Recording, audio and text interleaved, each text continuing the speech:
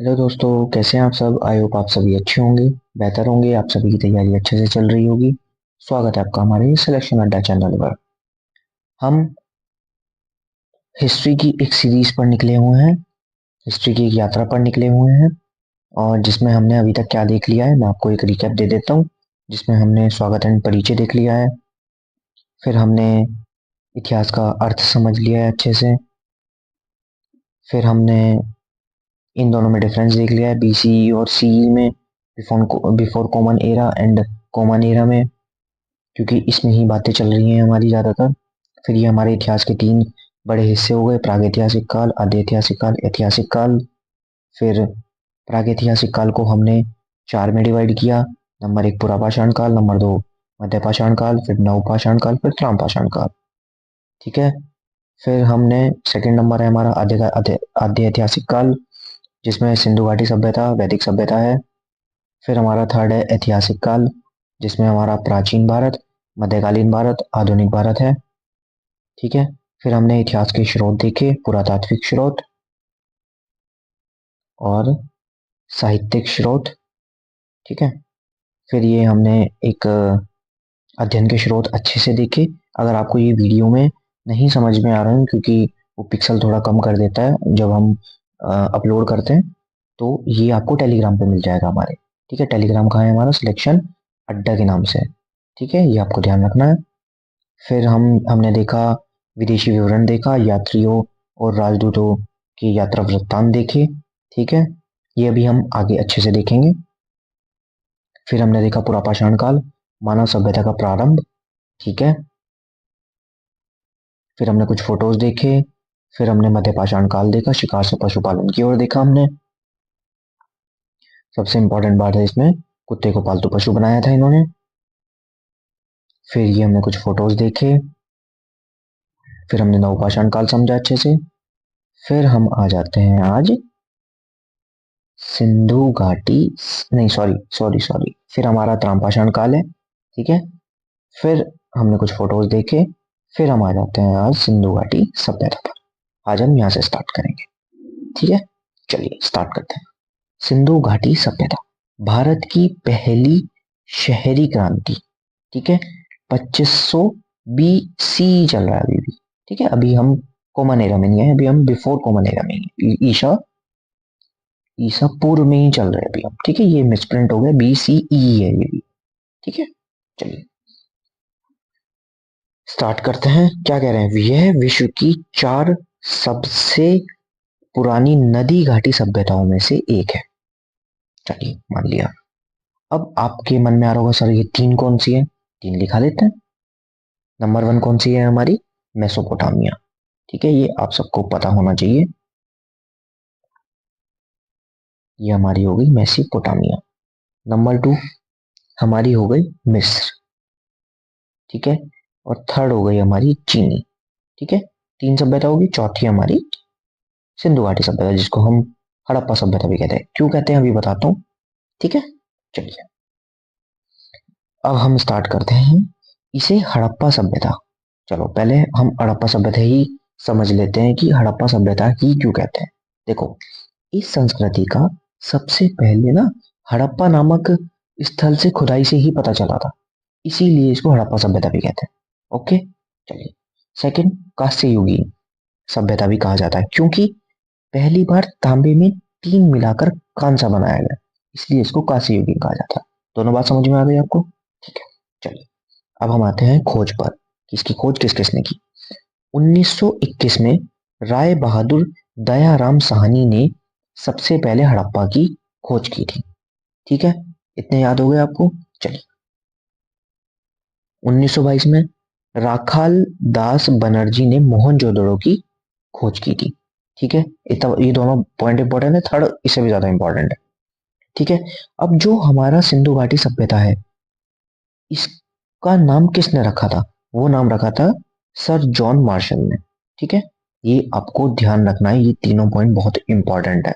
ठीक है, अभी मैं आपको बताता हूँ, जैसे कि आ, आप मान सकते हैं कि जो हमारे एक ना एम ली हर थे। ठीक है, और एक थे हमारे गार्डन चार्ल्ड। ठीक है, जैसे इतिहासकारों ने हड़प्पा संस्कृति का उद्भव मेसोपोटामिया से बताया, किंतु कई कारणों से उनका मतभेद के कारण हम उस चीज को वैलिड नहीं मानते हैं। ठीक है, ये आप ध्यान रखना, बट इतना कोई इंपॉर्टेंट नहीं, मैंने आपको बता दिया। ठीक है, बस इतना ही था। अब हमने क्या क्या देख लिया, आ, चार सभ्यताएं देख ली, फिर हड़प्पा सभ्यता क्यों कहते हैं, काशीविन देख लिया, खोज देख ली। अब हम ये भौगोलिक विस्तार पढ़ने से पहले मैं आपको इनकी फोटोज दिखाता हूँ। ये देखिए, ये है हमारे जॉन मार्शल साहब। ठीक है, हड़प्पा और मोहनजोदाड़ो में खुदाई को देखरेख करने वाले जॉन मार्शल, जो 1902 से 1928 तक एएसआई के महानिदेशक थे। ठीक है, ये 1906 की तस्वीर है। ठीक है, ये थे हमारे एक अधिकारी आर डी बनर्जी, जिनका नाम भी आया था। 1919 से 1920, फिर 1922 से 1923 के बीच में इन्होंने मोहनजोदाड़ो का दौरा किया और इस स्थल की सुदूर प्राचीनता की परिकल्पना की। ठीक है, ये हमारे एएसआई के पहले महानिदेशक थे, अलेक्जेंडर कंगिंगम साहब। 1875 में एक हड़प्पाकालीन महोदय की व्याख्या की थी उन्होंने। ओके, इतना बात आपको समझ में आ गया। आप अच्छे से देख सकते हैं, देखो 1906 की तस्वीर है। ये तस्वीर उसी टाइम की होनी चाहिए, 1919-20 के आसपास की होनी चाहिए। ये भी काफी पुरानी तस्वीर है। ठीक है, चलिए वापस आ जाते हैं। चलिए, अब हम आते हैं नेक्स्ट। ये तो सब आपने लिख लिया होगा साथ साथ, अगर आपने नहीं भी लिखा हो आप रिवाइंड करके देख सकते हैं एक बार। ठीक है, चलिए। हाँ जी, भौगोलिक विस्तार। यह सभ्यता त्रिभुजाकार आकार में लगभग 13 लाख वर्ग किलोमीटर में फैली हुई थी। ठीक है, ये क्वेश्चन पूछा जा सकता है, और मैं आपको इसकी एग्जैक्ट वैल्यू बताऊं तो 12,99,600 किलोमीटर। ठीक है, अगर कोई आपसे पूछे तो ये इतना था। ओके, इतने वर्ग किलोमीटर में फैली हुई थी। ये कितनी बड़ी सभ्यता थी हमारी ये। ठीक है, अब हम आते हैं इसके विस्तार, नॉर्थ ईस्ट के विस्तार को देखते हैं हम कि कैसे था। देखिए, हमारा पूर्व की ओर है हमारा आलमगीरपुर। ठीक है, ये आप खुद लिख सकते हैं, यहाँ पे लिखा हुआ है आलमगीरपुर, कहाँ पर है, यूपी में। ठीक है, पश्चिम की साइड हम जाएंगे तो सुद का गैडोर, ये आज के पाकिस्तान और ईरान में, ही मैं आपको अभी मैप में भी दिखाऊंगा। ठीक है, फिर उत्तर की ओर हमारा मांडा, जो आज के जम्मू एंड कश्मीर में है।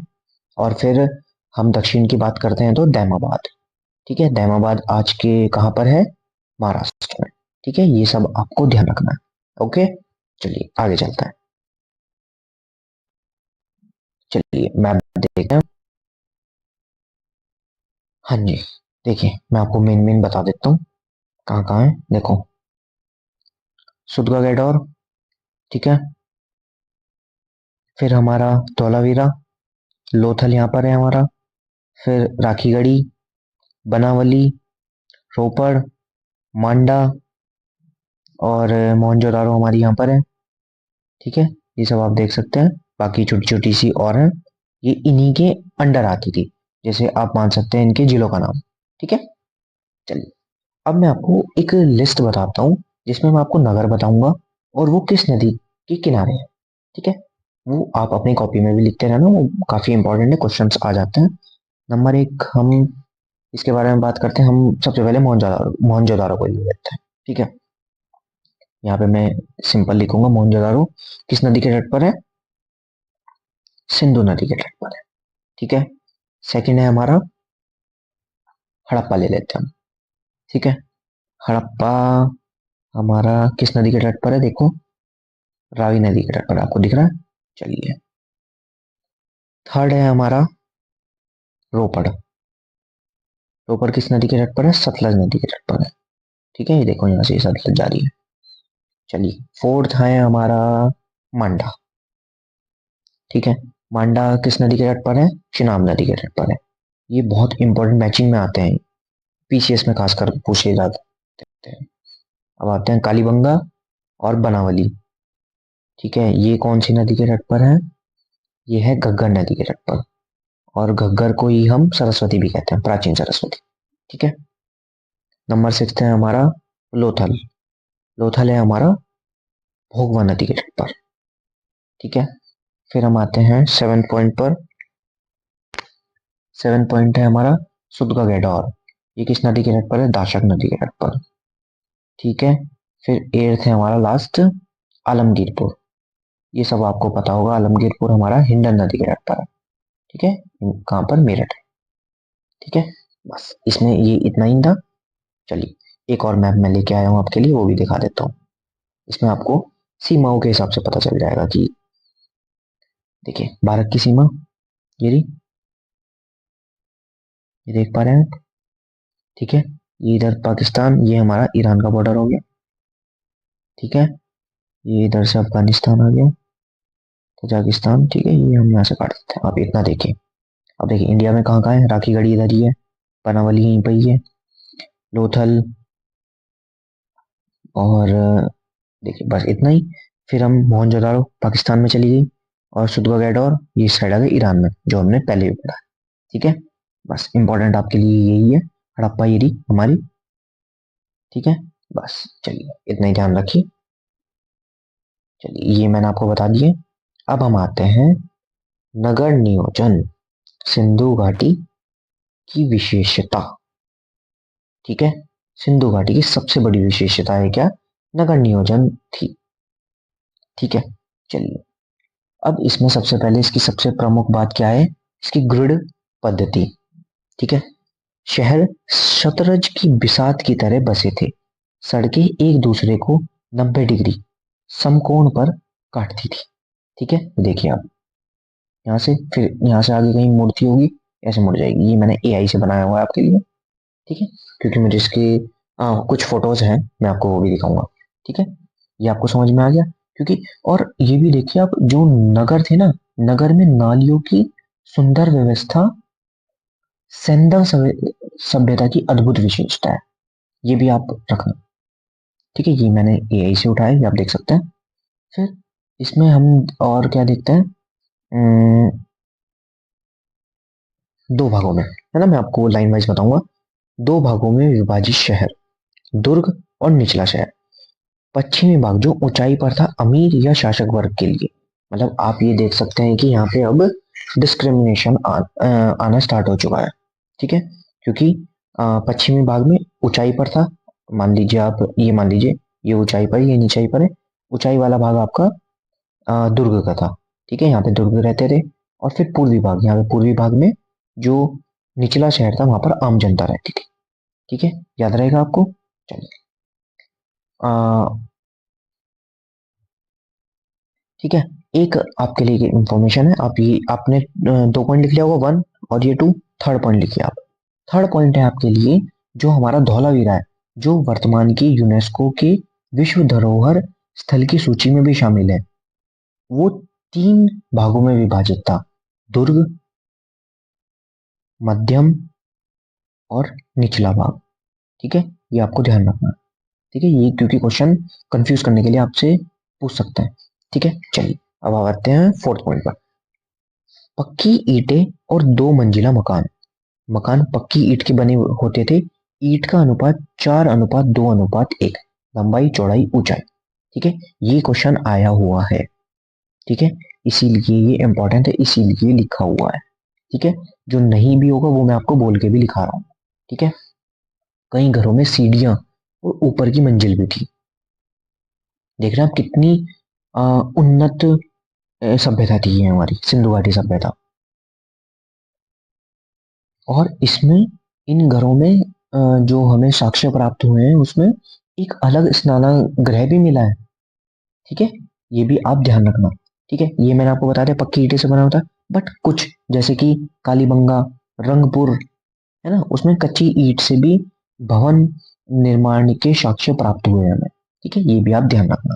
ठीक है, इतना इंपॉर्टेंट नहीं है, बट हाँ मैंने आपको बता दिया। ठीक है, फोर्थ आते हैं हम इसके जल निकासी प्रणाली, ड्रेनेज सिस्टम।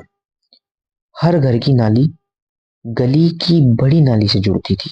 मतलब कि आप मान लीजिए बड़ी है तो, और यहाँ पे छोटे छोटे मकान में, तो सबकी नाली यहाँ पर जुड़ती थी।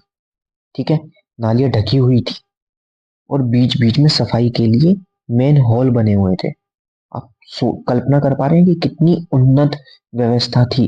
ये मैंने एआई से बनाया हुआ है। आप देखिए ना कितना उसने कितना परफेक्ट बनाया हुआ है। देखिए कितना अच्छे से ये रास्ता है, घर बने हुए हैं छोटे छोटे से, है ना? देख रहे हैं आप? ठीक है, 5 पॉइंट लिखा दिए। 6 पॉइंट एक और लिखिए आप, इंपॉर्टेंट है। चंदू चन्हू दड़ो, है ना? इसमें ये एकमात्र ऐसा स्थल है जो दुर्गीकृत नहीं था। ठीक है, दुर्गीकृत मतलब उसमें आम जनता और शासक वगैरह एक साथ रहते थे। ठीक है, याद रखना। चलिए आगे चलते हैं, कुछ फोटोज देख लेते हैं। देखिए ये हमारा मोहनजोदाड़ो, ये हमारा पाकिस्तान है। ठीक है, इतना ध्यान रखना आप। चलिए 1924 में मोहनजोदाड़ो में हुई खुदाई। ये देखिए, ये ऐसा दिखता था 1924 में जब इसकी खुदाई हुई थी, है ना? तो ये पक्की ईंट, कितना अच्छा बना हुआ है। फिर सड़कों और इमारतों की नियमितता मोहनजोदाड़ो के निर्माण में प्राचीन शहरी नियोजन के प्रभाव को दर्शाती है। ठीक है, ये आप देखो फोटो। चलिए आगे चलते हैं। ये हमारे जॉन मार्शल साहब हैं। महान स्नानागृह, इसमें मैंने आपको बताया ना कि महान, वहां पे एक स्नानागृह मिला हुआ है विशाल। मोहनजोदाड़ो से एक विशाल स्नानागृह प्राप्त हुआ है जिसका उपयोग संभवतः धार्मिक अनुष्ठान के लिए किया जाता था। ठीक है, ये एक आप 7th पॉइंट में लिख सकते हैं। ठीक है, जब आप इसकी विशेषताएं लिखें। ठीक है, और यहाँ पे ना एक और पॉइंट, आप 8th पॉइंट भी लिखिए। याद आ रहा है कि जो हमारे पुरोहित आवास और सभा भवन की साक्ष्य भी मिले हैं यहाँ पे, कि मतलब जहाँ पे सभाएं होती थी, है ना, इस टाइप के भी हमें वहाँ पे साक्ष्य मिले हैं। ठीक है, एक 9th पॉइंट लिखिए आप। मोहनजोदाड़ो की सबसे बड़ी इमारत का क्या नाम था? सबसे बड़ी इमारत का नाम था अन्न कोठार।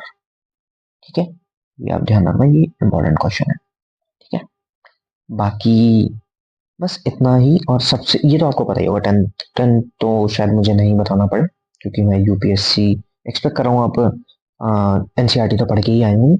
तो इसमें जो हमारे हड़प्पा कालीन स्थल है ना, हड़प्पा कालीन स्थल सबसे ज्यादा कहाँ से प्राप्त हुए हैं? हमारे गुजरात से प्राप्त हुए हैं। ये शायद आपको पता होना चाहिए। ठीक है, अगर नहीं पता है तो आपको एनसीईआरटी दोबारा पढ़ के आनी पड़ेगी। ठीक है, चलिए इतना हो गया। मोहनजोदाड़ो के बीच बची हुई संरचना 2005 में, ये 2005 का एक फोटो है। ठीक है, ये आप देख सकते हैं। चलिए अब हम आते हैं इसके समाज पर, कि उस टाइम का समाज कैसा था, अर्थव्यवस्था कैसी थी, व्यापार, तकनीक, है ना, ये कैसा था। चलिए स्टार्ट करते हैं। कृषि और पशुपालन, एग्रीकल्चर। ये लोग गेहूं, जौ, कपास, मटर, एक और लिखिए चावल उगाते थे। विश्व में सबसे पहले कपास उगाने का श्रेय इन्हीं को जाता है। ये इंपॉर्टेंट लाइन है। ठीक है, ये आप जरूर ध्यान रखेंगे कि विश्व में सबसे पहले कपास उगाने का श्रेय किसको जाता है? हमारे सिंधु घाटी सभ्यता के लोगों को। ठीक है, ये आपको ध्यान रखना है। ठीक है, चलिए। और इसमें पशुपालन, कृषि और पशुपालन में आप 2nd पॉइंट लिखिए कि कालीबंगा से जुते हुए खेतों, देखिए कालीबंगा से जुते हुए खेतों तथा बनावली से मिले मिट्टी के हल की प्रतिकृति के साक्ष्य प्राप्त हुए। ठीक है, यह पॉइंट दोबारा बोलता हूं मैं।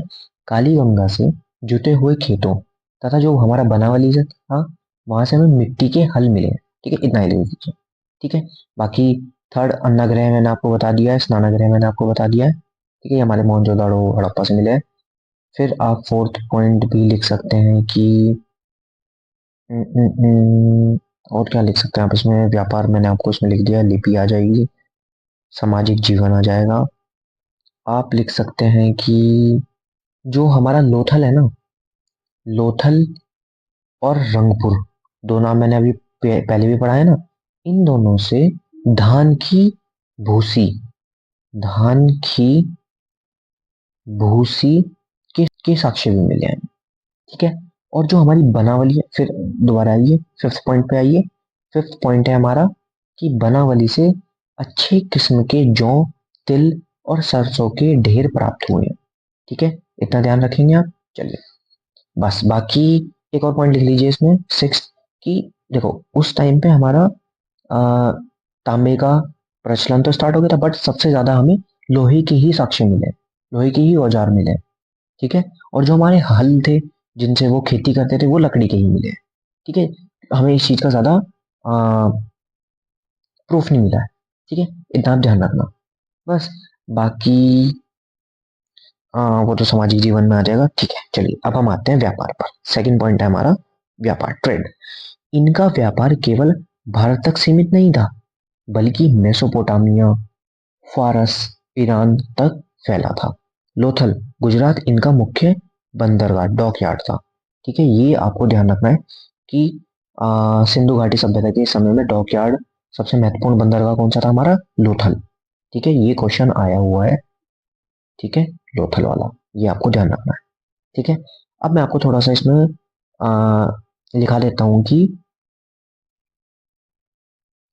आपको एक बार इरेज कर देता हूँ, फिर मैं आपको लिखाता हूँ, क्योंकि इसी में ही वो इंपॉर्टेंट पॉइंट्स आपको याद हो जाएंगे। चलिए, देखिए अब इसमें यहाँ पे नंबर एक लिखिए कि जो हमारे निवासी थे ना, उनके द्वारा आयातित वस्तुएं कौन सी थी जो हम आयात करते थे। निर्यात की बात नहीं कर रहा हूँ, आयात में हम क्या करते थे, सबसे फर्स्ट पे हमारा सोना। ठीक है, सोना कहाँ से आता था हमारा, अफगानिस्तान, ईरान और दक्षिण भारत से। ठीक है, नंबर दो, टेन।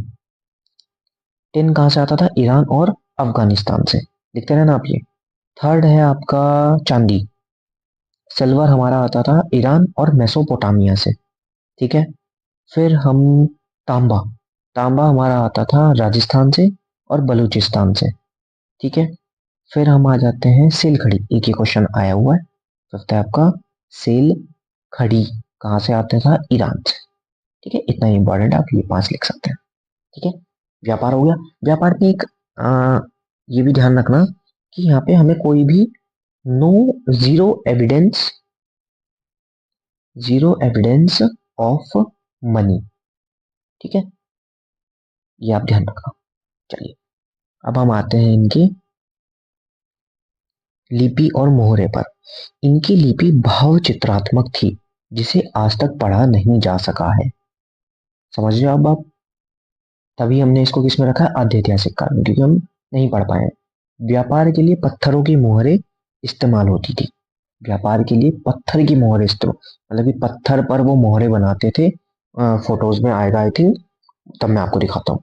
ठीक है, अब हम आते हैं सामाजिक जीवन पर।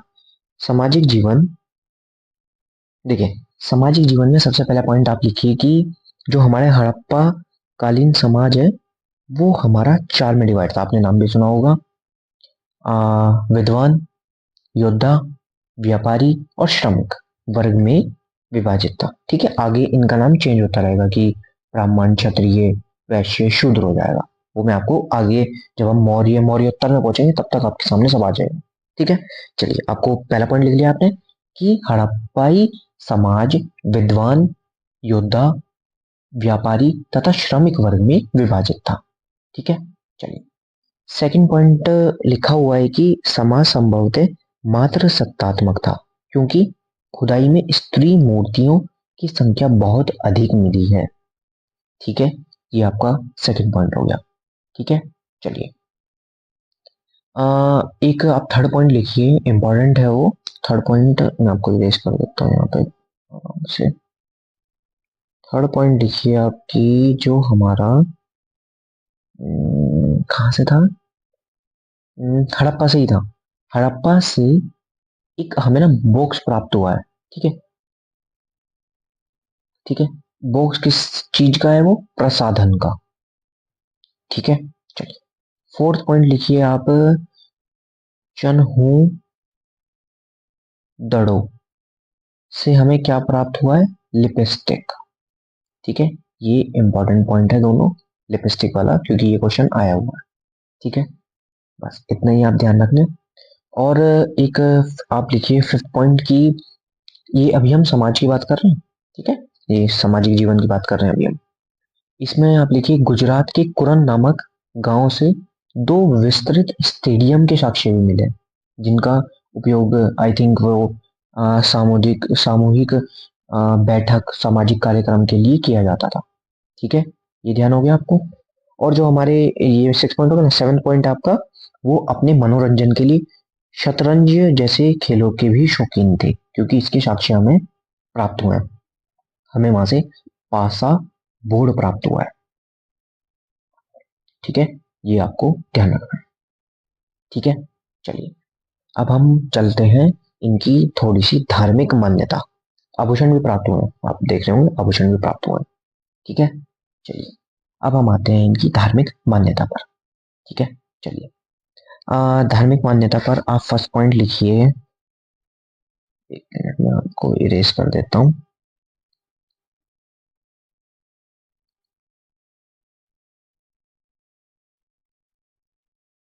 या आप अपने नोट्स भी बना सकते हैं अच्छे से। ठीक है, ये मैं सब उसमें भेज दूंगा टेलीग्राम पर। टेलीग्राम हमारा कौन सा है, सिलेक्शन अड्डा के नाम से। ठीक है, अब हम आते हैं धार्मिक। इसमें नंबर 1 लिखिए आप कि जो हमारे हड़प्पा कालीन लोग थे, समाज था, उसमें ना जो जैसे हम मात्र सत्तात्मक था, तो ऐसा प्रतीत होता है कि मात्र देवी का उपासक माना जाता था उनको। ठीक है, फर्स्ट पॉइंट हो गया। सेकंड पॉइंट है हमारा कि एक हड़प्पाई मूर्तिका में स्त्री के गर्भ से पौधे को निकलते हुए दिखाया गया है। ये इस बात का प्रमाण है कि जो हमारे हड़प्पा कालीन लोग हैं ना, वो धरती को उर्वरता की देवी मानता था। ठीक है, ये आपके लिए इंपॉर्टेंट क्वेश्चन है। ठीक है, चलिए थर्ड पॉइंट है हमारा, हड़प्पाई लोग लिंग, योनि जैसे प्रतीकों का उपयोग धार्मिक विश्वास हेतु करते थे। इसके इन्हें प्रमाण मिले। ठीक है, पूजा पशु पूजा भी प्रचलन में थी, तथा एक सींग वाला गेंडा सर्वाधिक महत्वपूर्ण था, उसका बहुत महत्व था। ठीक है, और इसके बाद महत्व किसका था, सेकंड नंबर पर कुगड़ वाले सांड का। ये क्वेश्चन आया हुआ है, ये आप लिख सकते हैं, मैं लिखा भी देता हूँ। सबसे ज्यादा महत्वपूर्ण कौन था, एक सींग वाला गेंडा। ठीक है, सेकंड सेकंड नंबर पर कौन था, ये तो फर्स्ट नंबर हो गया।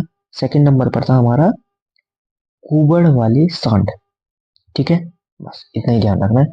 फिर फोर्थ पॉइंट में हम आते हैं कि बड़ी मात्रा में ताबीज का मिला है। ठीक है, तो इसमें क्या दर्शाता है कि वो अंधविश्वास में भी महत्व रखते थे, वो एक अंधविश्वासी भी थे कुछ। ठीक है, ये आपको ध्यान रखना है।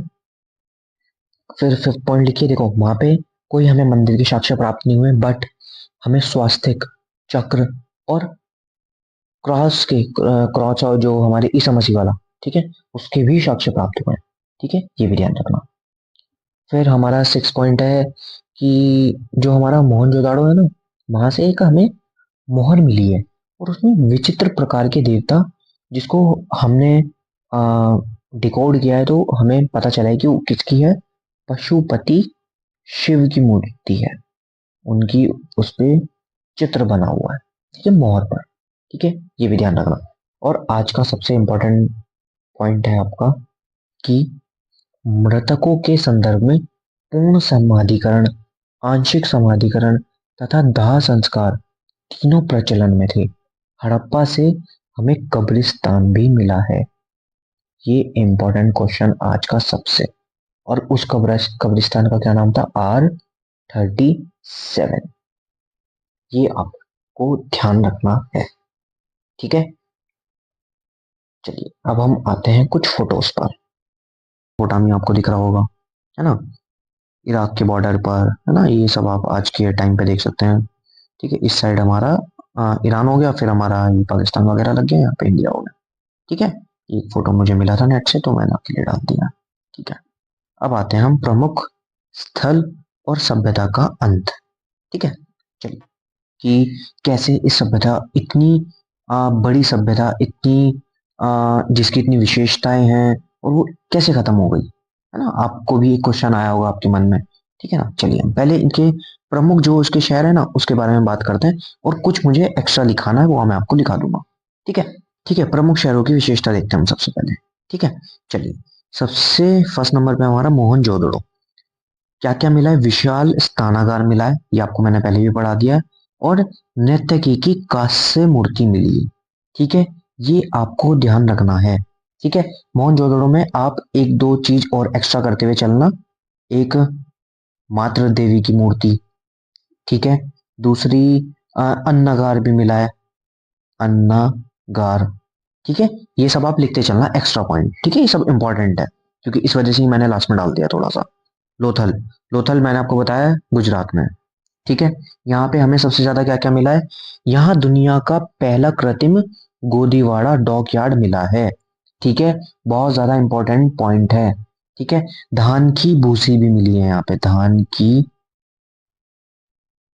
भूसी। ठीक है, ये भी एक इंपॉर्टेंट पॉइंट है।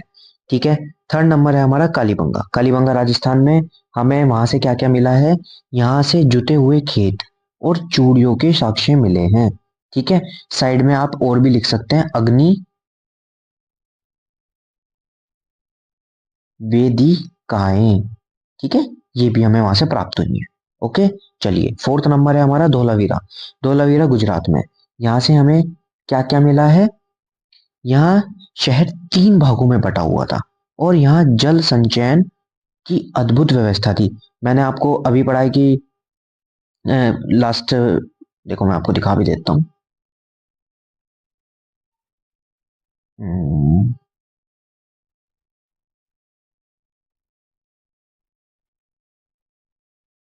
ये देखिए, सिंधु घाटी में हमारा एक दुर्ग था, एक निचला शहर था, ये आपको ध्यान है? वहां पे अब तीन हो चुके हैं। ठीक है, उच्च मध्यम और निम्न। ध्यान रहेगा आपको क्योंकि ये भी इंपॉर्टेंट क्वेश्चन है, ये क्रॉस क्वेश्चन करके पूछा जा सकता है पीसीएस में। ठीक है, चलिए हम आगे आते हैं। हाँ, ये फोटोज तो आगे आ गए। ठीक है, अभी ये फोटोज दिखाने हैं मुझे आपको। ओके, चलिए। अब हम एक दो पॉइंट आप और लिख मैंने आपको चार तो लिखा दी, मोहनजोदड़ो, लोथल, कालीबंगा और धोलावीरा लिखा दिया मैंने। आप एक थोड़ा सा हड़प्पा के बारे में मैंने आपको लास्ट पढ़ा दिया कि वहां पे एक हमें कब्रिस्तान मिला है, R37, और एक हमें मिला है ताबूतों के शवाधान के साक्ष्य। ठीक है, ये भी ध्यान रखना आप। और आप क्या लिख सकते हैं, और एक आप बनावली का लिख लीजिए।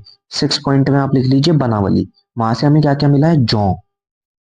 ठीक है, जौ मिले हैं, और खिलौने वाले हल मिले हैं।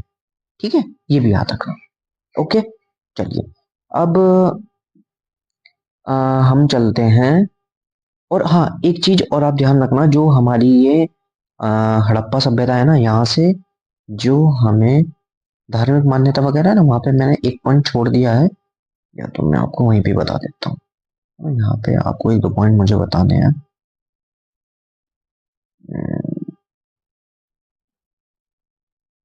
यहाँ देखिए, लिपि और मोहरे में मुझे बताना है। देखिए, यहाँ पे ना आप एक दो पॉइंट और ऐड कर लेना कि जो हमें माप तोल की इकाई होती है ना, वो हमें 16 की गुणक मिली है। ठीक है, ये ध्यान रखना। और 16 के गुणक जैसे 16, 32, 64, ऐसे आगे चलते रहेंगे। ठीक है, इस टाइप के मिले हैं। बाकी मैंने आपको बताया था कि दाएं से बाएं चलती है हमारी ये वाली लिपि, जो अभी तक पढ़ी नहीं जा सकी है। ठीक है, दूसरा, जो हमारे मोहरे मिलती है ना, मोहरे में सबसे ज्यादा एक श्रृंगी पशु। ठीक है, इसकी आकृति सबसे ज्यादा हमें मिली है, सर्वाधिक संख्या में हमें यहाँ से ये मिला है। ओके, ध्यान रहेगा आपको। और पॉइंट, क्योंकि मैंने आपको मूर्ति बता दी है और आपको भाव चित्रात्मक थी हमारी ये हड़प्पा लिपि, है ना, जो क्रमशः दाएं से बाएं पढ़ी जाती है, ये मैंने आपको बता दिया है।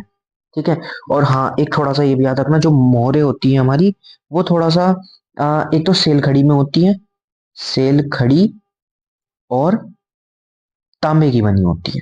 ठीक है, ये भी ध्यान रखना, तांबे की बनी होती है। बस इसमें यही पॉइंट थे, ये आपका अब समझ में आ गया होगा आपको। अब हम आते हैं सभ्यता के अंत पर। देखिए, किसी को नहीं पता है कि सभ्यता कैसे खत्म हुई, कैसे एकदम से सब चीज समाप्त हो गई।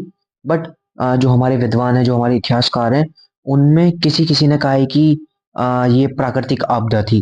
ठीक है, तो जिसने प्राकृतिक आपदा बोली है वो है हमारे R कैनेडी। ठीक है, ये याद रखना क्योंकि नाम पूछ लेते हैं कभी कभी छोटे एग्जाम में। आर कैनेडी जी ने ये बताया था कि प्राकृतिक आपदा के कारण हमारी ये सभ्यता नष्ट हो चुकी है। ठीक है, फिर हमारे जो जॉन मार्शल साहब थे, उन्होंने कहा है कि प्रशासनिक शिथिलता थी। ठीक है, बट मतलब कोई भी हमारे पास प्रूफ नहीं है जिससे हम ये बात बता सकें। फिर किसी ने बाढ़, सिंधु घाटी में बार बार बाढ़ आने लगी, ये हमारे किसने कहा था? जॉन मार्शल साहब ने कहा था, और हमारे एस आर राव ने कहा था। ठीक है, फिर जो हमारे जलवायु परिवर्तन है कि नदियों का मार्ग बदलना स्टार्ट हुआ, सूखा पड़ना स्टार्ट हुआ, इस वजह से हमारी ये सभ्यता नष्ट हो चुकी है, तो ये हमारे किसने कहा था? स्टाइलिन, स्टाइलिन एन एन घोष। ठीक है, हमारे इतिहासकार थे, इन्होंने ये बात बोली थी। फिर किसी ने कहा कि आर्यों का आक्रमण हुआ था, इस वजह से हमारी ये सभ्यता नष्ट हो चुकी है, तो ये कहने वाले हमारे कौन थे? गार्डन, ये पहले भी नाम आया था, आपको ध्यान हो, गार्डन चाइल्ड एवं व्लीहर। ठीक है, ये आपको ध्यान रखना है। ठीक है, अब हम थोड़ा सा फोटोज की तरफ चलते हैं, थोड़ा फोटोज देख लेते हैं हम। देखिए, भूमि खोजने के लिए दिशा बताने वाले पक्षियों वाली नाव, मोहनजोदारो मोहर का मॉडल, और ये टाइम लिमिट होगी। देखिए, है ना, ये अभी पढ़ी नहीं जा सकी, ये हमारा पक्षियों वाली नाव हो गई। ठीक है, फिर ये हमारी मातृ देवी की मूर्ति हो गई, देखिए, है ना। फिर ये हमारी नर्तकी करने वाली मूर्ति है। फिर देखो, सबसे पहले मैंने मोहनजोदारो को बता दिया, फिर हम लोथल के कुछ फोटोज देख लेते हैं। लोथल में मिट्टी के बर्तनों की भट्टी, देखिए मिट्टी के बर्तनों की भट्टी है। फिर हमारे लोथल में शासक के घर का स्नानागार और शौचालय है ना, ये शासक का घर है, उसमें यहाँ पे शौचालय होगा, ये स्नानागार होगा, है ना। फिर एक प्राचीन कुआं और शहर की जल निकासी नहरें हो गई। ठीक है, जल की निकासी की नहरें हो गई, 90 डिग्री में बनी हुई है, देखिए आप, है ना। चलिए, अब हम आते हैं, थोड़ा लोथल के और फोटोज है हमारे पास। लोथल से प्राप्त मिट्टी के बर्तन, देखिए नेशनल म्यूजियम से उठाए हुए हैं, है ना। अगर आप मुझे कभी बोलेंगे कि सर हमें फोटोज के लिए एक अच्छी सी वो बना के दे दीजिए, वीडियो, पूरी वीडियो बना के दे दीजिए, तो मैं कभी दिल्ली जाऊंगा तो आपके लिए ये नेशनल म्यूजियम में जाके सब फोटोज आपको अच्छे से लाइन वाइज आपको फोटोज दिखाएंगे। ठीक है, चलिए, लोथल से जुड़वा शवों का अंतिम संस्कार, ये देखिए जुड़वा शव थे, उनका अंतिम संस्कार हुआ है। लोथल सील हो गई, ये मोहरे टाइप की हो गई, है ना। फिर हम आते हैं थोड़े कालीबंगा के फोटो पे, पूर्व ये वहाँ की संरचना हो गई। ठीक है, मिट्टी के बर्तन यहाँ से मिले हुए हैं, ये देखिए, नहीं टूटे फूटे मिट्टी के बर्तन जिन पे चित्र बने हुए हैं, है ना। देखो, यहाँ मछली बनी हुई है, यहाँ पे कुछ और बना हुआ है, यहाँ पे फूल पत्ती बनी हुई है। फिर ये हमारा कब्रिस्तान पे जाने वाला मार्ग, कब्रिस्तान कौन सा? R37। ठीक है, ध्यान रखना, ये क्वेश्चंस आए हुए हैं। ठीक है, मैं आपको एग्जाम ओरिएंटेड ही पढ़ा रहा हूँ। चलिए, अब हमारा थोड़ा धोलावीरा के देखते हैं। धोलावीरा में सीढ़ियों वाला एक जल भंडार, है ना, ये जल भंडार हो गया। फिर एक पूर्वी द्वार हो गया धोलावीरा में, धोलावीरा वीरा का उत्तरी गेट हो गया। फिर क्या है ये? धोलावीरा के उत्तरी द्वार के लिए सिंधु घाटी सभ्यता के 10 अक्षर, जिन्हें धोलावीरा साइन बोर्ड कहा जाता है, ये साइन बोर्ड है हमारे, है ना। वहाँ पे उस टाइम पे ऐसे साइन बोर्ड चलते होंगे कि जो भी है, क्रॉस भी है ना, तो वो उनके मतलब होंगे जो भी है। ठीक है, यहाँ हमारी आज सिंधु घाटी सभ्यता समाप्त हो चुकी है, और हम कल से, मैं बता भी देता हूँ, कल को हम, हाँ सॉरी मैं ये बताना भूल गया, हमारी वीडियो ना डेली नहीं आती है, एक दिन के गैप में आती है, क्योंकि जो एक दिन का गैप है ना, उसमें थोड़ा मुझे भी पीपीटी पे काम करना पड़ता है, और स्क्रिप्ट लिखनी पड़ती है ना, तो थोड़ा उस चीज में रहता है। और बाकी हम धीरे धीरे आपकी मैथ्स की क्लास स्टार्ट कर देंगे, मैथ्स की क्लास भी और एग्जाम अपडेट भी, की जो जो मेन मेन अपडेट, क्योंकि हम सारी नहीं बनाने का हमारे पास इतना समय है हमारे पास, क्योंकि हमें इसमें ज़्यादा फोकस रहता है हमारा। ठीक है, तो मैथ्स की स्टार्ट करा देते हैं आपकी किसी दिन, और आपकी एग्जाम अपडेट, और किसी एग्जाम पे कुछ अपडेट आई होगी, है ना, कोर्ट से वगैरह चलती रहती है, तो हम उस पर भी देना स्टार्ट कर देंगे। ठीक है, चलिए, कल से हम स्टार्ट करेंगे वैदिक काल। ठीक है, हम ये पढ़ेंगे आर्यों का आगमन वगैरह, ठीक है, फोटोज वगैरह।